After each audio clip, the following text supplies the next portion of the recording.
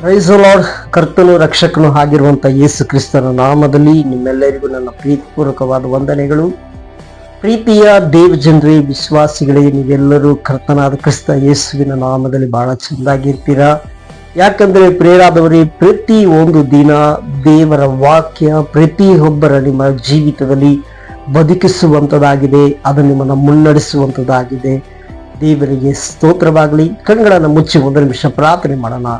ಅಪ್ಪ ಪರಿಶುದ್ಧವಾದ ಒಳ್ಳೆ ತಂದೆಯೇ, ನಿಮ್ಮನ್ನು ಸ್ತುತಿಸ್ತಾ ಇದೀವಿ, ಕೊಂಡಾಡ್ತಾ ಇದೀವಿ, ಮಹಿಮೆ ಪಡಿಸ್ತಾ ಇದೀವಿ. ಆಶೀರ್ವಿಸಲ್ಪಟ್ಟ ಈ ಒಳ್ಳೆ ಸಮಯಕ್ಕಾಗಿ ಸ್ತೋತ್ರ. ನಿನ್ನ ವಾಕ್ಯದೊಂದಿಗೆ ಮಾತನಾಡು, ನಿನ್ನ ಮಕ್ಕಳನ್ನ ಬಲಪಡಿಸು, ಯೇಸುವಿನ ನಾಮದಲ್ಲಿ ತಂದೆ, ಆಮೇನ್. ದೇವರ ನಾಮಕ್ಕೆ ಸ್ತೋತ್ರವಾಗಲಿ. ಪ್ರಿಯರಾದವರೇ, ನಾನು ನಿಮ್ಮ ಪ್ರೀತಿ ಪೂರ್ವಕವಾದ ಪಾಸ್ಟರ್ ಆಂಟೋನಿ ರಾಜ್. ದಿನಸರಿಯು ದೇವರ ವಾಕ್ಯದಲ್ಲಿ ನಿಮ್ಮೊಂದಿಗೆ. ದೇವರಿಗೆ ಸ್ತೋತ್ರವಾಗಲಿ. ಹಲ್ಲೆಲೂಯಾ.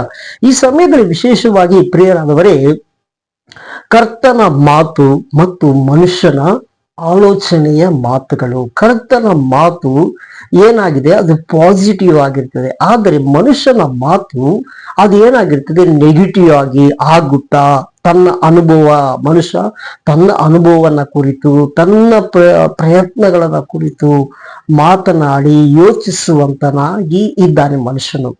ಆದರೆ ದೇವರು ಮಾತನಾಡುವಂತ ಪ್ರತಿ ಒಂದು ಮಾತು, ಯೇಸು ಸ್ವಾಮಿ ಮಾತನಾಡಿದಂತ ಪ್ರತಿ ಒಂದು ಮಾತು ಪಾಸಿಟಿವ್ ಆಗಿರ್ತದೆ. ಹಲ್ಲೆಲೂಯಾ. ದೇವರಿಗೆ ಸ್ತೋತ್ರವಾಗಲಿ. ಹಾಗೆ ದೇವರು, ಯೇಸು ಸ್ವಾಮಿಯು ಒಬ್ಬ ಮನುಷ್ಯನು.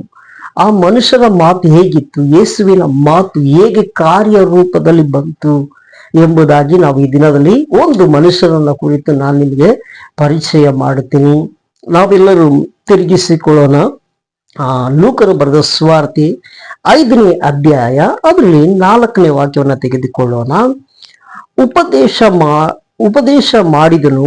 ಮಾತನಾಡಿ ಮುಗಿಸಿದ ಮೇಲೆ ಸೀಮೋನನು ಆಳವಾದ ಸ್ಥಳಕ್ಕೆ ದೋಣಿಯನ್ನ ನಡೆಸಿ ಮೀನು ಬೇಟೆಗಾಗಿ ಬಲೆಗಳನ್ನು ಹಾಕಿರಿ ಎಂದು.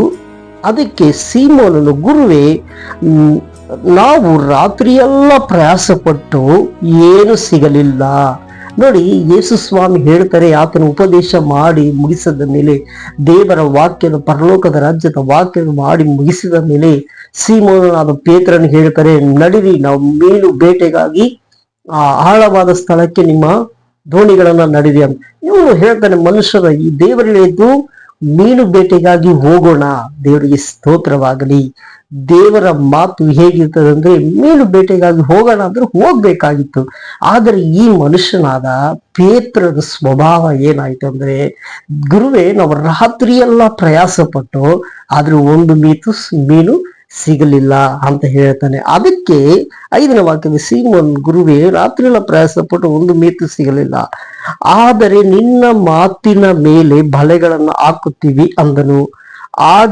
ಹಾಕಿದ ಮೇಲೆ ಮೀನುಗಳು ರಾಶಿ ರಾಶಿಯಾಗಿ ಏನಾಯ್ತು, ಬಲೆಗಳು ಹರಿದು ಹೋಗುವಂತೆ ಸಿಕ್ಕಿತು. ನೋಡಿ, ಅವ್ರು ಹೇಳ್ತಾನೆ, ಅವನ ಮಾತಿನ ಪ್ರಕಾರವಾಗಿ ಮಾತನಾಡಿ ಮನುಷ್ಯನು ಏನ್ ಮಾಡ್ದ, ಆದರೂ ಕರ್ತನ ಮಾತಿನ ಮೇಲೆ ಬಲೆಗಳನ್ನ ಹಾಕಿದ. ಪ್ರಿಯರಾದವರೇ, ಏರಾಳವಾದ ಮೀನು, ದೊಡ್ಡ ದೊಡ್ಡ ಮೀನು, ಅವ್ರ ಸ್ಥಳ ದೋಣಿಯೇ ಹಿಡಿಯಲಕ್ಕಾಗದಂತ ಪೇತ್ರರು ಅಕ್ಕ ಪಕ್ಕದಲ್ಲಿರುವಂತ ದೋಣಿಗಳನ್ನ ತೆಗೆದುಕೊಂಡು ಬಂದು ಏನ್ ಮಾಡಿದ್ರು, ಆ ಮೀನುಗಳನ್ನ ತುಂಬಿಸಿಕೊಂಡ್ರು.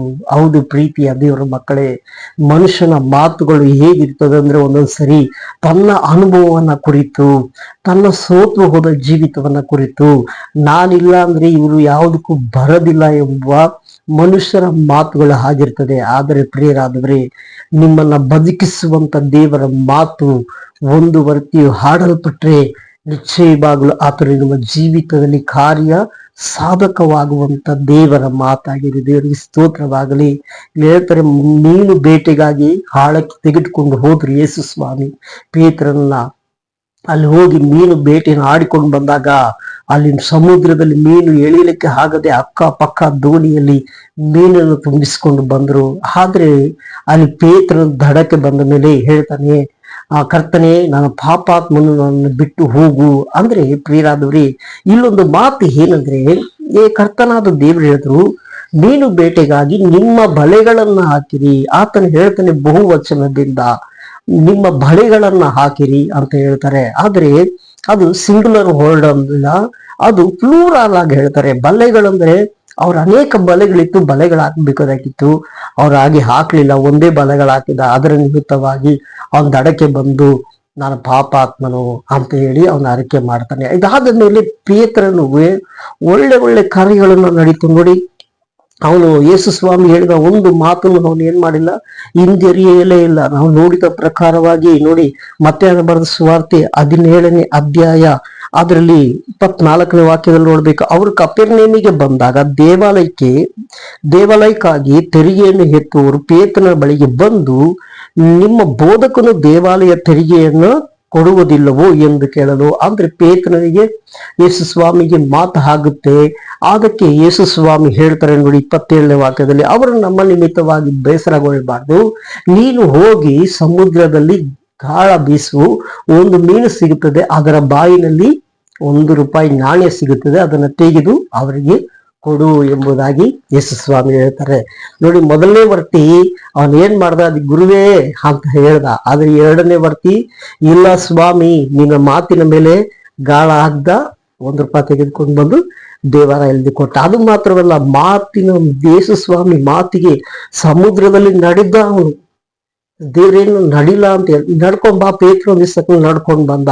ಅದು ಮಾತ್ರವಲ್ಲ ಪ್ರಿಯರಾದವರೇ, ಯೇಸು ಸ್ವಾಮಿ ಸತ್ತು ಆತನ 3ನೇ ದಿನದ ಮೃತ್ಯುಂಜಯನಾಗಿ ಆಗ ಪೇತ್ರನ ಕರೀತಾರೆ, ಪೇತ್ರನೇ ಬಾ, ನಾವು ಸಮುದ್ರದಲ್ಲಿ ಮೀನು ಹಿಡಿಯಕ್ ಹೋಗೋಣ ಅಂತ. ಅವಾಗ್ಲೂ ಹೋದಾಗ 153 ದೊಡ್ಡ ಮೀನುಗಳು ಪೇತ್ರನಿಗೆ ಸಿಕ್ಕಿತು. ದೇವರಿಗೆ ಸ್ತೋತ್ರವಾಗಲಿ. ಇದೇ ಪ್ರಿಯರಾದವರೇ, ಕರ್ತನಾದ ಯೇಸುವಿನ ಮಾತು ನಮ್ಮ ಪ್ರತಿಯೊಬ್ಬೊಬ್ಬರನ್ನ ಬದುಕಿಸುವಂತ ಮಾತಾಗಿದೆ. ನಿಮ್ಮ ಜೀವಿತದಲ್ಲಿ ಎಲ್ಲ ಕಾರ್ಯಗಳು ದೇವರಿಂದಲೇ ಒದಗುವಂತದ್ದಾಗಿದೆ. ಒಂದು ಸಣ್ಣ ಪ್ರಾರ್ಥನೆ ಮಾಡೋಣ. ಅಪ್ಪ, ಪರಿಶುದ್ಧವಾದ ಒಳ್ಳೆ ತಂದೆ, ನಿಮ್ಮ ಸ್ತುತಿಸ್ತಾ ಇದ್ವಿ, ಕೊಂಡಾಡ್ತಾ ಇದ್ವಿ, ಮಹಿಮೆ ಪಡಿಸ್ತಾ ಇದ್ವಿ. ಈ ದಿನದ ಹೇಳಲ್ಪಟ್ಟ ಪ್ರತಿಯೊಂದು ವಾಕ್ಯದ ನಿಮಿತ್ತವಾಗಿ ನಿನ್ನ ಮಕ್ಕಳನ್ನ ಬದುಕಿಸು, ದಾರಿ ನಡೆಸು, ಯೇಸುವಿನ ನಾಮದಲ್ಲಿ ತಂದೆ, ಆಮೇನ್. Praise the lord. ದೇವರು ನಿಮಗೆ ಒದಗುವಂತ ದೇವರು ನಿಮ್ಮ ಜೀವಿತದಲ್ಲಿ ಒದಗಿಸಿ ಕೊಡ್ತಾನೆ. Amen. Praise the Lord. Shalom.